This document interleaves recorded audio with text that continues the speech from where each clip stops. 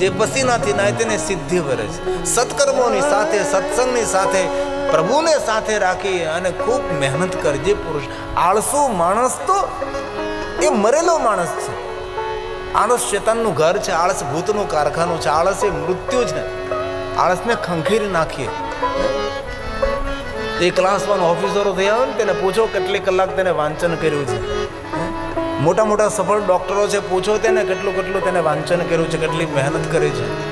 કોઈ સફળ પુરુષ તેને પૂછો કેટલા દુઃખો જીવનમાં ધરબાયેલા છે. કોઈ પણ ક્ષેત્રમાં, સામાજિક ક્ષેત્ર, રાજકીય ક્ષેત્ર, ધાર્મિક ક્ષેત્ર, કોઈ પણ ક્ષેત્રમાં જે માણસ સફળ થયો છે એને કેટલો પુરુષાર્થ કર્યો, કેટલી તેને મહેનત કરી છે. બીજ ફટાય ત્યારે અંકુર નીકળે છે, ને અંકુર નીકળે પછી છોડ બને છે, ને પછી એમાંથી વૃક્ષ બને છે. એક દિવસમાં બધું ન થઈ શકે.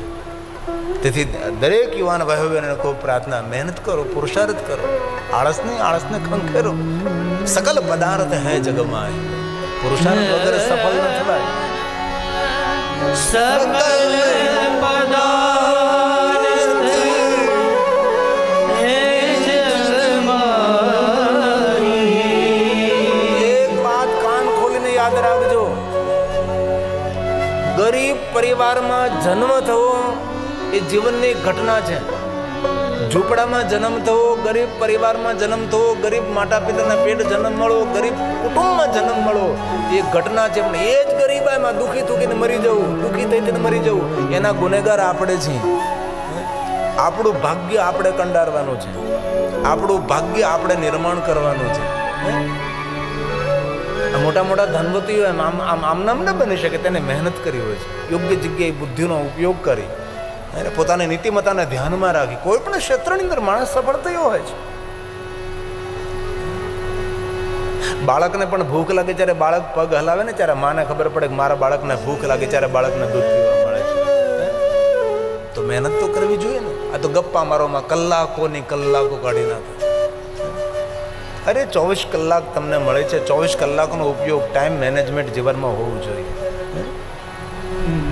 આ તુલસીએ કહ્યું કર્મ પ્રધાન સકલ પદાર્થ હે જગમાઈ. કર્મહીન નર પાવત નાહી. સુતેલા રહો તો ભાગ્ય પણ સુતેલું રહેશે. તેથી પુરુષાર્થ કરો, મહેનત કરો.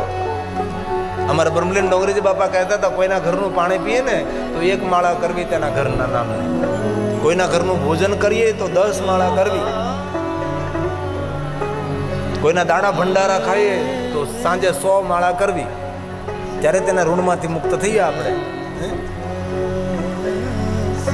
એટલે જે માણસ પુરુષાર્થ નથી કરતો, કામ નથી કરતો, તેની અપેક્ષાઓ પૂરી નથી થતી. કર્મહીન કર્મહીન નર પાવત નાહી. કર્મહીન નર પાવત નાહી. શ્રી રામ શ્રી રામ શ્રી રામ જય રામ, જય જય રામ. શ્રી રામ જય રામ, જય જય રામ. શ્રી રામ જય રામ, જય જય રામ. શ્રી રામ જય રામ, જય જય રામ. બોલીએ સાથ में श्री राम जय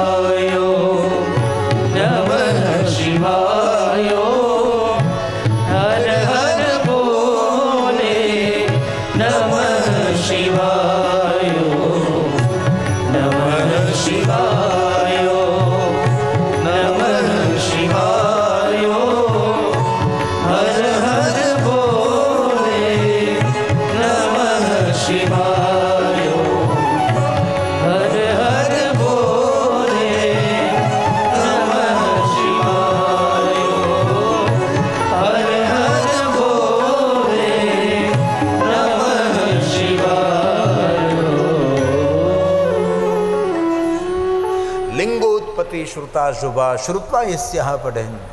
જે કોઈ કથા સાંભળે છે, લિંગોત્પત્તિ શ્રુતા શુભા, તેનું શુભ થશે, તેનું મંગલ થશે. શ્રુત્વા યસ્યાહ પ્રભાવેન દુઃખ નાશો ભવેત. એ મનુષ્ય પોતાના જીવનના દુઃખોમાંથી મુક્ત રહેશે. આ કથાનું મહાત્મ્ય છે. જે કોઈ ભગવાન મહાદેવના લિંગ સ્વરૂપોની કથાનું શ્રવણ કરે છે તે મનુષ્ય પોતાના દુઃખમાંથી મુક્ત રહેશે. કારણ કે કથા મહાત્મા હોય, કથા શ્રવણ કરવાનો મહિમા શું છે ભાઈ? તો શિવ મહાપડ ગ્રંથની અંદર લિંગાવલીનો ખૂબ મહિમા છે. સ્વયંભૂ શિવલિંગ છે, ધરતીમાંથી આપ મળે છે શિવલિંગ પ્રગટ થાય. સ્વયંભૂ શિવલિંગનો મહિમા અદ્ભુત. ઉપલિંગનો મહિમા, જ્યોતિર્લિંગનો મહિમા, સ્થાપિત શિવલિંગ. સાધુ સંત મહાપુરુષો દ્વારા જે શિવલિંગની સ્થાપના કરવામાં આવે તેને સ્થાપિત શિવલિંગ કહેવાય છે. પૂરી લિંગાવલી છે. સ્થાપિત શિવલિંગ, ચર શિવલિંગ, બિંદુ લિંગ, ગુરુ લિંગ, પાષાણ લિંગ, બાણ લિંગ, સ્ફટિક લિંગ, સુગંધી લિંગ, પુષ્પલિંગ, ઔગધુમ લિંગ, પારદ લિંગ, બાલુકાલિંગ, રસલિંગ, સુવર્ણલિંગ, રજતલિંગ, તામ્રલિંગ, રત્નન, દીપલિંગ, જ્યોતિલિંગ. ચલિત ઘરમાં જે શિવલિંગ રાખે તેને ચલિત શિવલિંગ કહેવાય. આત્મલિંગ. અને પાર્થેશ્વર મહાદેવનો મહિમા અદ્ભુત છે. મહાદેવના ભક્તોએ માટીમાંથી શિવલિંગો નિર્માણ કરવા, જીવનને દરેક કામના પૂર્તિ કરવા માટે પાર્થેશ્વર મહાદેવની પૂજાની પરંપરા છે. પવિત્ર જગ્યાએથી માટી લાવી કચરા કચરાઓ સાફ કરી શુદ્ધ જલ મિશ્રિત કરી સુંદર એક શિવલિંગ બનાવવું, નીચે સુંદર પીઠ બનાવી ભગવાનનું આહ્વાન કરવું અને પંચાક્ષર મંત્રથી ભગવાન શિવની પૂજા કરવી. વેદોક્ત મંત્ર આપણને કંઠસ્થ ન હોય તો જે વેદને ભણેલા હોય, કર્મકાંડ પૂજા અર્ચનને જાણનારા વિદ્વાન બ્રાહ્મણ હોય અને મહાદેવના ભક્ત બ્રાહ્મણ હોય તેવા બ્રાહ્મણને આમંત્રિત કરી અને ભગવાન મહાદેવના પાર્થેશ્વરની પૂજા કરવી. જેમ ઘરના આંગણે ભગવાન સત્યનારાયણની કથા કરીએ છીએ તેમ પાર્થેશ્વર મહાદેવની પૂજા ઉત્સવ કરવો જોઈએ. આંગણે આંગણે ભગવાન સત્યનારાયણની કથાઓ થાય છે, પણ ભાગ્યે જ કોઈનું આંગણ હોય કે જેના આંગણે પાર્થેશ્વર મહાદેવ પૂજા ઉત્સવ થઈ શકે છે. માટીમાંથી શિવલિંગો નિર્માણ કરવા. એક શિવલિંગથી લઈને 10 કરોડ શિવલિંગનો મહિમા શિવપુરાણ ગ્રંથમાં બતાવ્યો છે. કેવી કામનાઓની પૂર્તિ કરવા માટે કેટલા શિવલિંગોની પૂજા કરવી એનો મહિમા શિવ મહાપડ ગ્રંથની અંદર છે. સુંદર માટીનું શિવલિંગ નિર્માણ કરવું, તેની પૂજા કરવી. આ છે યંત્ર પૂજા, પાર્થેશ્વર મહાદેવ યંત્ર પૂજા. અલગ અલગ યંત્રો બનાવી અને ભગવાન મહાદેવના પાર્થેશ્વર પૂજા થાય. એક શિવલિંગ, નીચે એક પીઠ બનાવીએ, નાના નાના શિવલિંગો બનાવીને આજુબાજુ છોડી દઈએ, તેને મણિલિંગ કહેવાય છે. અને એ રીતે પાર્થેશ્વર મહાદેવની પૂજાનો મહિમા છે. ક્યારે અવસર મળે તો બેલુવૃક્ષની નીચે બેસીને પાર્થેશ્વર મહાદેવની પૂજા કરવી. ક્યારે અવસર મળે તો તુલસીની બાજુમાં બેસીને પાર્થેશ્વર મહાદેવની પૂજા કરવી. ક્યારે શિવાલય, દેવાલય, સરોવરના કિનારે, સરિતાના કિનારે, સમંદરના તટે બેસી ભગવાન મહાદેવના પાર્થેશ્વરનું પૂજન કરું. રામજીએ વેળુ શિવલિંગની પૂજા કરી હતી. બાલુકા શિવલિંગ જેને કહેવાય, રેતીમાંથી બનાવેલું શિવલિંગ ભગવાન રામજીએ જેનું પૂજન કર્યું. રામજીએ પોતાના કરકમલો દ્વારા અગણિત ભગવાન મહાદેવના લિંગ સ્વરૂપોની સ્થાપના કરી છે. રામજી એક શિવલિંગની સ્થાપના નથી કરી, લિંગ થાપી વિધિવત કરી પૂજા. અગણિત લિંગોમાંથી એક શિવલિંગને આપણે જ્યોતિર્લિંગ તરીકે આપણે સ્થાન આપ્યું છે શાસ્ત્રોની અંદર. બાકી રામજીએ અગણિત લિંગોની સ્થાપના કરી છે. ક્યારેક અવસર મળે તો પાર્થેશ્વર મહાદેવની પૂજા કરવી. રોગમાંથી, શોકમાંથી મુક્તિ પ્રાપ્ત થાય, કલેશમાંથી માણસ મુક્ત બને છે. તેથી વિશેષ પ્રકારે જે જાણકાર વિદ્વાન બ્રાહ્મણો હોય, જે ભણેલા બ્રાહ્મણો હોય, એવા ભણેલા બ્રાહ્મણોને આમંત્રિત કરી અને પાર્થેશ્વર મહાદેવની પૂજા કરો. અને જ્યારે પાર્થેશ્વર મહાદેવની પૂજા કરો છો ત્યારે રાગ, દ્વેષ, ઈર્ષા, કોઈની નિંદા ન કરી પાર્થેશ્વર મહાદેવની પૂજા કરતાં મનને શાંત રાખવાનું છે. થોડીક પણ કોઈની નબળી વાત ન થઈ જાય એની કાળજી રાખવી. સંપૂર્ણ મન શિવમાં સ્થિર કરવાનું છે. જે આવ્યા હોય પૂજા કરાવવા માટે પૂજા કરતા દરેકે પોતાનું મન શિવમાં લગાડવું. આવી રીતે પાર્થેશ્વર મહાદેવની પૂજા કરવાથી દરેક કામના, દરેક મનોકામના પૂર્ણ થાય છે. દશરથજીને પુત્ર નહીં હતા. દશરથજીએ ગુરુ વશિષ્ઠ મહારાજને કહ્યું કે ગુરુજી મને કાંઈ માર્ગદર્શન કરો, શું કરું હું? ત્યારે ગુરુ વશિષ્ઠ મહારાજે રાજા દશરથજીને પાર્થેશ્વર મહાદેવજીની પૂજાનું વિધાન દેખાડ્યું અને રાજા દશરથે પાર્થેશ્વર મહાદેવની પૂજા કરી. શૃંગી ઋષિએ માતા કૌશલ્યાને કહ્યું, માતા સુમિત્રાને કહ્યું, માતા કૈકેયીને કહ્યું, સૌ ભેગા મળી પાર્થેશ્વર મહાદેવની પૂજા કરી અને સ્વયં ભગવાન પ્રગટ થયા એમને આંગણે. દ્વારકાધીશે પાર્થેશ્વર મહાદેવની પૂજા કરી છે.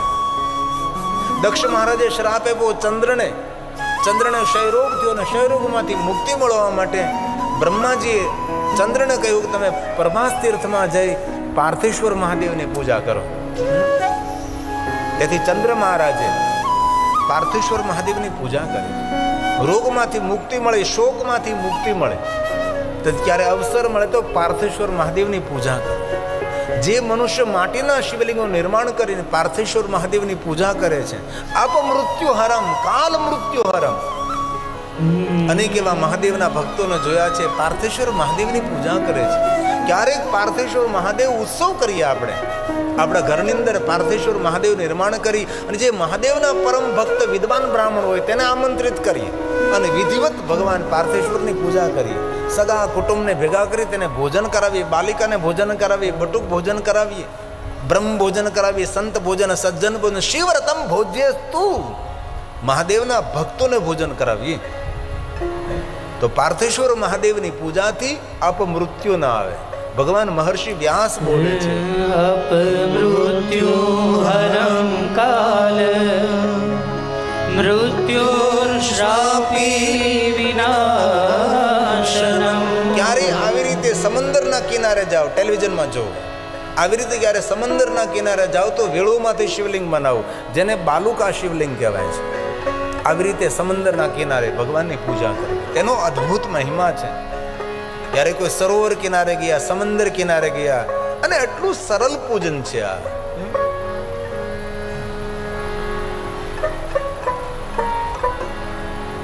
ક્યારે અવસર મળે તો ભગવાન મહાદેવની પૂજા કરવી. આ શ્લોક શિવ મહાપણ, મેં તો તમને અલ્પ વાત બહુ સંક્ષિપ્તીકરણ કરીને તમને બતાવું છું, બાકી શિવ મહાપણ ગ્રંથમાં બહુ વિસ્તાર છે.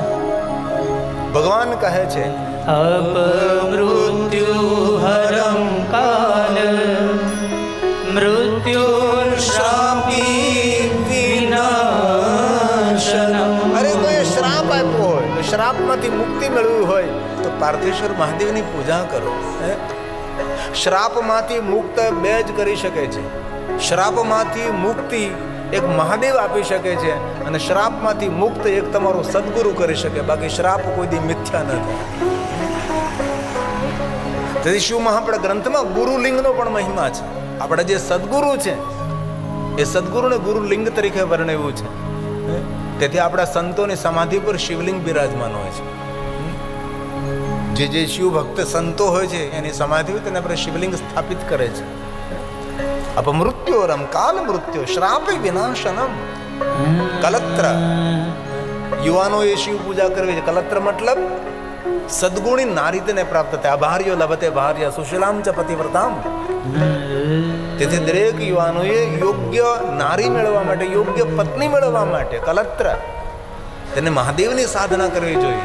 પુત્ર પૌત્રની અપેક્ષા માટે ભગવાન મહાદેવની ઉપાસના કરવી જોઈએ. શિવ મહાપણ ગ્રંથ કહે છે, સદ્ય કલત્ર પુત્રાદિ ધન ધાન્ય પ્રદમ ધન ધાન્ય પ્રદમ ધન નિર્ધન કો દેત સદાહી, જો કોઈ ઝાંસે હો ફલ પાહી. સ્તુતિ કરે વિધિ કરે તુમારી, હરવ નાતબ ચૂક હમારી. દરેક પીડાને હરનારો શંકર છે. પુત્ર હિન કર ઈચ્છા કોઈ, નિશ્ચય શિવ પ્રસાદ તે હોય. તેથી બહુ હૃદયથી કહો છો મહાદેવની સાધના કરો. આ જગા બાપાના સાનિધ્યમાં શિવ મહાપણ કથા શા માટે કરી છે?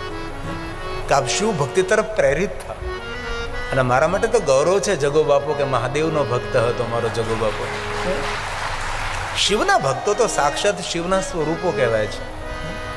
અને તેની પરંપરામાં આપણા ભાવેશ બાપુ બિરાજે છે, અને 1 મિનિટ પગ વાળીને બેહતા નથી. સૌ તો શિવાલીને પરિક્રમા કરે, પણ આ મારો ભાવેશ બાપુ આ કથા મંડપને પરિક્રમા કર્યા કરે. આપણને સૌને પરિક્રમા કર્યા કરે. અહીંથી જાય તો અહીંયા નીકળે, અહીંથી જાય તો અહીંયા નીકળે. મંડપને પરિક્રમા કર્યા કરે છે. અમારે ઘણી જગ્યાએ કથા હોય ને તો એવા ઘણા યુવાન ભાઈઓ હોય 3 કલાક સુધી મંડપને પરિક્રમા કર્યા કરે. કારણ કે મંડપને, કથા મંડપને પરિક્રમા કરે એટલે કેટલા ભાઈઓ બહેનો, કેટલા સજ્જનો, કેટલા સંતો ભગવાનની કથાનું શ્રવણ કરતા હોય, સૌને પરિક્રમા કરે છે. મેં જોયું છે પહેલા દિવસથી આજ સુધી કથામાં હાજરી આપતા આપતા, કથામાં ઉપસ્થિત રહેતા રહેતા પૂરી ભગવાનની કથા મંડપને પરિક્રમા કરતા રહે છે. એ આપણો ભાવેશ બાપુ છે.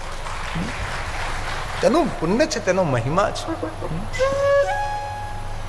બ્રહ્મા નારદને કહે છે, નારદ કમલે બિલ્વે પત્રે અને વિવિધ પ્રકારના પુષ્પોથી મહાદેવનો શૃંગાર કરવો.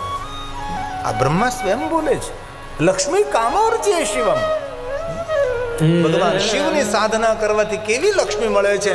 કામનાની પૂર્તિ કરનારી લક્ષ્મી મળે છે અને પરિવારનું કલ્યાણ કરનારી લક્ષ્મી મળે છે.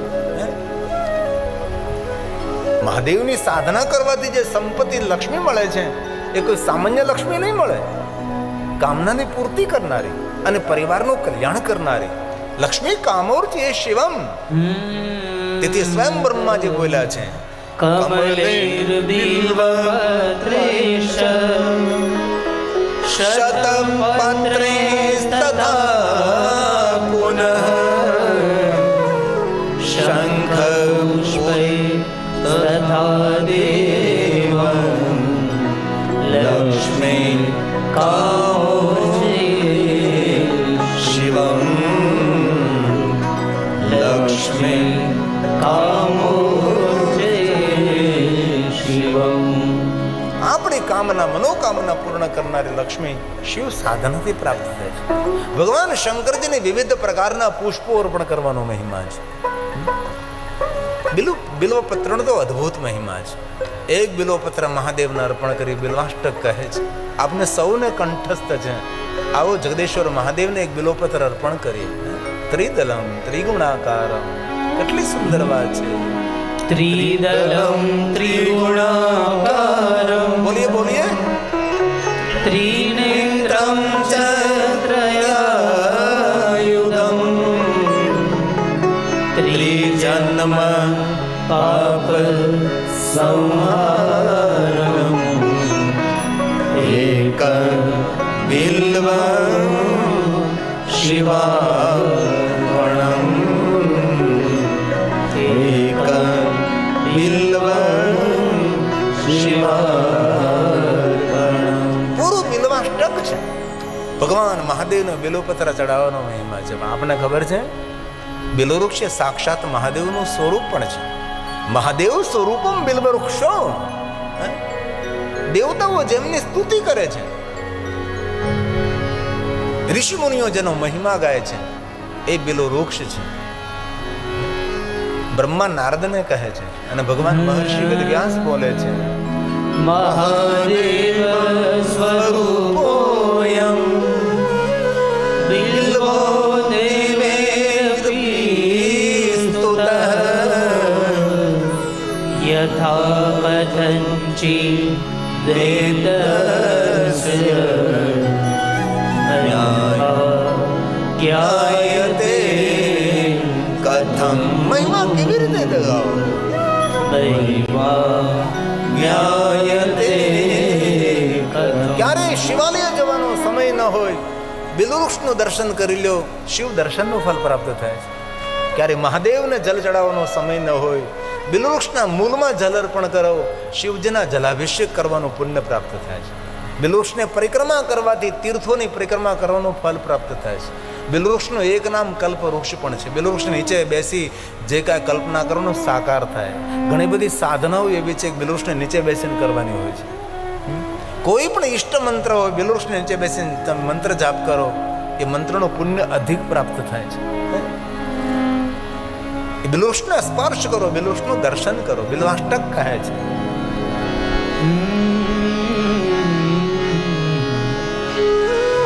સ્પર્શનમ બિલ્વવૃક્ષસ્ય સ્પર્શ કરો. સ્પર્શનમ પાપનાશનમ. કારણ કયું? કારણ એ મૂળ તો બ્રહ્મ રૂપે, મધ્ય તો વિષ્ણુ રૂપે, આગળ તો શિવ રૂપે. બ્રહ્મા પણ મૂળમાં બિરાજે, મધ્યમાં વિષ્ણુ, અગ્રભાગમાં શિવ બિરાજે છે. અને શિવ મહાપડ ગ્રંથમાં કહ્યું, જે માણસ એક બિલ્વવૃક્ષ આવે છે અને એ બિલ્વવૃક્ષને મોટું ઉછેરે છે, સ દરિદ્રો ન જાય, તે તેના કુળમાં નિર્ધનતા ના આવે. એક બિલ્વવૃક્ષ વાવો, એક બિલ્વવૃક્ષને ઉછેરો. અને જે માણસ એક બિલ્વવૃક્ષ વાવે છે અને મોટું કરે છે, તેને એક શિવાલય નહીં, 1 કરોડ શિવાલય નિર્માણ કરવાનું ફળ પ્રાપ્ત થાય છે. તેથી આંગણામાં જગ્યા હોય તો બેલવૃક્ષ વાવો, તમારી વાડી ખેતરમાં જગ્યા હોય તો બેલવૃક્ષ વાવો. બેલવૃક્ષ એ સુખ આપનારું, સંપત્તિ આપનારું, કામના પૂર્તિ કરનારું, દેવતાઓનું વહાલામાં વહાલું વૃક્ષ એ બેલવૃક્ષ છે. દીપમાલા પર કલ્પિયત, બેલવૃક્ષ નીચે દીપમાલા કરવામાં આવે. સતત્વજ્ઞાન સંપન્ન. આવી રીતે માણસે બેલવૃક્ષ વાવવા જોઈએ. જ્યાં બેલવૃક્ષ હોય છે ત્યાં ઉર્જાવંત વાતાવરણ હોય છે. બેલવૃક્ષ પ્રાણ પણ આપે છે, વાતાવરણને સુગંધી પણ કરે છે. એ છે બેલવૃક્ષ. આયુર્વેદિક ઔષધિ છે બેલવૃક્ષ. ભગવાન શિવજીને વહાલું છે બેલવૃક્ષ. બેલવૃક્ષને નીચે બેસીને પાર્થેશ્વર મહાદેવની પૂજા કરવાનો મહિમા છે. તેથી ઘણા ભાઈઓ બહેનો વડીલોના આંગણે બેલવૃક્ષ હોય છે. આંગણે બેલવૃક્ષ એટલે સાક્ષાત તીર્થ છે. એ બેલવૃક્ષનો મહિમા છે. તે અવસર મળે તો બેલવૃક્ષની સેવા કરજો. અરે શિવ મહાપડ ગ્રંથમાં અતિ તાનાંગ તાન, દુર્ગમ સ્થાન પર જે વૃક્ષો વાવવાનું કામ કરે છે તેના ગયેલા પિતૃ, આવતા પિતૃ તૃપ્ત થાય છે. બાવળ સિવાય બધા વૃક્ષો વાવવા, બબૂલ કો છોડકર વૃક્ષો વાવવાનો અદ્ભુત મહિમા છે. આપણા શાસ્ત્રોમાં કોઈ એક વટવૃક્ષ વાવે, કોઈ એક પીપળ વૃક્ષ આવે, 100 કલ્પ સુધી વૈકુંઠ તેને પ્રાપ્ત થાય છે. અને જે માણસ બેલવૃક્ષ વાવીને બેલવૃક્ષને મોટું કરે છે એ માણસ શિવલોકમાં ગયા પછી તેને મૃત્યુલોકમાં આવવું પડતું નથી. નિત્ય તેને મહાદેવનો લોક પ્રાપ્ત થાય. તેથી આપ સૌને મારી પ્રાર્થના, બેલવૃક્ષ વાવજો. આરોગ્ય આપનારું વૃક્ષ છે, ચેતના આપનારું વૃક્ષ છે, પોઝિટિવ ઉર્જા આપનારું વૃક્ષ છે. તેથી સાધના પરંપરામાં બેલવૃક્ષનું સ્થાન એ શ્રેષ્ઠ કહેવામાં આવે છે. તેથી વધારે વૃક્ષો વાવવા. શિવ મહાપડ ગ્રંથમાં વૃક્ષો વાવવાનો મહિમા છે. શિવ મહાપડ ગ્રંથમાં સરોવરો નિર્માણ કરવાનો મહિમા છે. રાજા મહારાજાઓ મોટા મોટા સરોવર નિર્માણ કરે. શા માટે? કે સરોવરમાં જ્યાં સુધી જલ રહે ત્યાં સુધી રાજા પરમાત્મા શિવજીના લોકમાં રહે. તેથી જલ અખૂટ રહે એવા સરોવરો બનાવતા હતા. અને જલ સંગ્રહ નહીં કરીએ તો આપણી પાસે જલ સંકટ આવશે. અને જલ સંકટ એ માનવના માટે મોટું દુઃખનું કારણ બની જશે. એ તો અત્યારે યાંત્રિક સાધનો છે, આટલું બધું થઈ રહ્યું. તેથી આ નર્મદાનું જલ અહીં સુધી પહોંચ્યું છે. સરકાર સક્રિય છે, સરકાર જાગૃત સરકાર છે. આપણા દેવસ્થાનનો જીર્ણોદ્ધાર થવા લાગ્યો છે. ક્યાં નર્મદાનું જલ કચ્છ સુધી પહોંચાડ્યું, સૌરાષ્ટ્ર સુધી પહોંચાડ્યું, તમારા રણ સુધી પહોંચાડ્યું છે. કારણ કે સરકાર એ સક્રિય સરકાર છે. તેથી બાકી અન્ય કોઈ સરકાર હોત તો આપણે શું કરત? આપણા તીર્થો બધા કેટલા વિસ્તૃત થઈ રહ્યા છે. આપણા તીર્થો ડેવલપ થઈ રહ્યા છે. 2009માં આપણું કાશી ફક્ત 40 ફૂટમાં હતું, આજે 400 ફૂટમાં છે. મહાકાલેશ્વર મહાદેવની કેવી ભવ્ય વ્યવસ્થા. આપણે ક્યાં દૂર જવાની જરૂર છે? સોમનાથની વ્યવસ્થા, ભવ્યતા દેખો એ કોના માધ્યમથી થઈ રહી છે બધી. એટલું તો આપણે વિચારીએ ને. ધર્મનું ઉત્થાન થઈ રહ્યું છે, પ્રજાનું મંગલ અને પ્રજાનું કલ્યાણ થઈ રહ્યું છે. તો શાસ્ત્રોમાં બધી જ વાતો છે. જલ સંગ્રહ કરો, ચેક ડેમો બનાવો, જલને રોકો, તમારા ઘરનું જલ ભૂગર્ભમાં ઉતારો. શિવ મહાપણમાં કહ્યું મીઠું જલ એ ધરતીનું અમૃત છે. જે પીવાલાયક જલ છે એ અમૃત છે. જલ થકી જીવન છે, જલ થકી સૃષ્ટિ છે. જલ નથી તો જીવન સંભવ નથી. તેથી આજુબાજુમાં નહેરું હોય તો તેને જલ સંગ્રહ, સરોવરો બનાવો. એવા તો ઘણા જીવતા જાગતા દૃષ્ટાંતો છે અમારી પાસે. કેવા માણસો વિચાર ક્રાંતિ ધરાવે છે કે માણસો પોતાના ખર્ચે સરોવર બનાવે, પોતાના ખર્ચે તળાવ બનાવે છે. જિલ્લો કી નગરી, વીરો કી નગરી ઉદયપુર દેખો, કેટલા સરોવરો રાજસ્થાનમાં છે, કેટલા તળાવો રાજસ્થાનમાં છે. તેથી જલ સંગ્રહ નહીં કરીએ તો આવતી પેઢીઓ, વૃક્ષો નહીં વાવીએ તો વરસાદ નહીં પડે. તેથી વરસાદને રોકવા માટે વૃક્ષોની આવશ્યકતા. આ બધું શિવ પુરાણમાં શ્લોક સાથે હું તમને સમજાવી શકું છું. કોરોના કાળમાં આ બધી કથાનો મેં વિસ્તાર કર્યો હતો. સિમેન્ટ કોન્ક્રીટના જંગલો બનતા જાય છે.